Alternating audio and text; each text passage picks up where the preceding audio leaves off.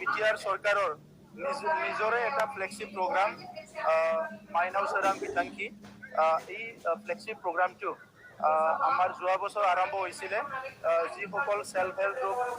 বিভিন্ন কামত নিয়োজিত হৈ আছে তেখেতসকলক বিটিআৰ সৰকাৰেৰ পৰা আৰ্থিক সাহায্য দিয়া আৰু ইয়াৰ টার্গেটটো হৈছে 75,000 কিন্তু এইটো তিনিটা কিস্তিত এইটো দিয়া হ'ব আৰু যোৱা বছৰ আমি 3,800 সেলফ হেল্প গ্ৰুপক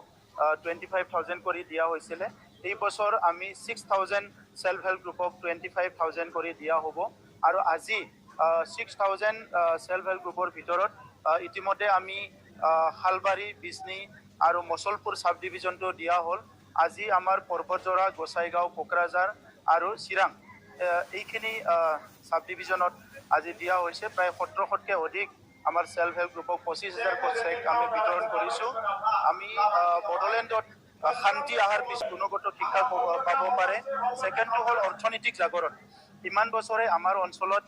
অস্থিৰতাৰ কাৰণে আমাৰ অৰ্থনৈতিকভাৱে পিছ পৰি আছিলে এই কাৰণে আজি অৰ্থনৈতিক নতুন জাগৰণ অৰ্থনৈতিক নতুন সংগ্ৰাম আৰম্ভ কৰিছোঁ আৰু সেই অৰ্থনৈতিক সংগ্ৰামত আমি মেইনলি টাৰ্গেট কৰিছোঁ আমাৰ মহিলাসকলক বাইদেউসকলক যিসকলে নেকি পুৱাৰ পৰা গধূলিলৈকে পৰিয়ালটো আগুৱাই নিয়াৰ কাৰণে চিন্তা কৰে সমাজটো আগুৱাই নিয়াৰ কাৰণে চিন্তা কৰে তেখেতসকলক আমাৰ প্ৰায় 20টা বিভিন্ন স্কিম আমি বনাইছোঁ যিয়ে নেকি ডাইৰেক্ট লাভটো আমাৰ বাইদেউসকলে পাব আৰু ইয়াৰ কাৰণে এই মাইনাও সোৰাং বিতাংকিৰ দ্বাৰা 25,000 যিটো চেক দিছোঁ তেখেতসকলক টাৰ্গেট কৰি দিয়া হৈছে আৰু এটা জাগৰণটো হৈছে বিটিআৰ অঞ্চলত যাতে চিৰস্থায়ীভাৱে শান্তি সম্প্ৰীতি নিৰাপত্তা আৰু সমন্বয়টো থাকে ইয়াৰ কাৰণে সমাজৰ লগত বিটিআৰ চৰকাৰখনে 100% এংগেজ হৈ পেলাই সকলো জাতি জনগোষ্ঠী ধৰ্মৰ লোকৰ একেলগে আমি থাকি পেলাই এটা নতুন জাগৰণ আৰম্ভ কৰিছোঁ অনাগত দিনত যাতে ভাৰতৰ ভিতৰত বিটিআৰ অঞ্চলটো সকলোতকৈ শান্তিৰ এটা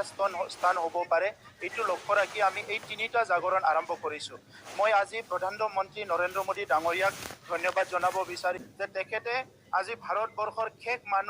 শেষজন ব্যক্তিলৈকে চিন্তা কৰিছে আৰু সেই ব্যক্তি যিখিনি বিটিচিত আছে যিবিলাক দৰিদ্ৰ সীমাৰেখাৰ তলৰ আজি তেখেতৰ বিভিন্ন আঁচনিৰ দ্বাৰা লাভ হৈছে ইয়াৰ কাৰণে মই তেখেতক ধন্যবাদ জনাইছোঁ তেখেতে ভাৰতবৰ্ষখন বিশ্বগুৰু কৰাৰ কাৰণে আত্মনিৰ্ভৰশীল ভাৰত গঢ়াৰ কাৰণে যি এটা সপোন দেখিছে যি এটা আঁচনি আনিছে এই আঁচনিটো আমি সদায় সহায় কৰি যাম আৰু ইয়াৰ লগত আমি সদায় কাম কৰি যাম আমি অসমৰ মুখ্যমন্ত্ৰী ডাঙৰীয়াক ধন্যবাদ জনাইছোঁ তেখেতে স্বাধীনতাৰ পিছত প্ৰথমজন মুখ্যমন্ত্ৰী যিয়ে নেকি মানৱতাৰ শ্ৰেষ্ঠ চিন্তা কৰি কিছুমান কাম অসমত আৰম্ভ কৰিছে অৰুণোদয় দিয়া হৈছে মাইক্ৰ' ফাইনেন্সৰ ঋণবিলাক মাফ কৰিছে আজি ৰেচন কাৰ্ডৰ লগত 5 লাখ টকা পৰ্যন্ত হেল্থ যিটো আমাৰ কেয়াৰৰ কাৰণে নিজৰ